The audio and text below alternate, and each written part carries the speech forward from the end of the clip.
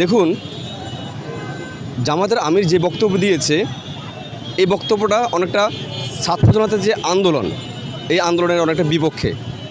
কারণ দীর্ঘ 16টি বছর এই দেশে যে পরিমাণ নির্যাতন নিপীড়ন চালিয়েছে, হত্যা, গুম, রক্তাক্ত, মানে এটা আসলেই বাংলাদেশের ইতিহাসে কখনো হবে বলে মনে করি না, এবং আগে কখনো হয়েছে বলে মনে করছি না।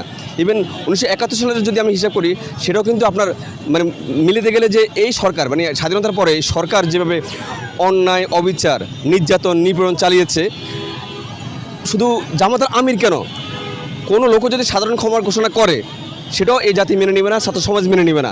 আপনি মনে করেন এখানে শুধু তারা কাকে মারছে?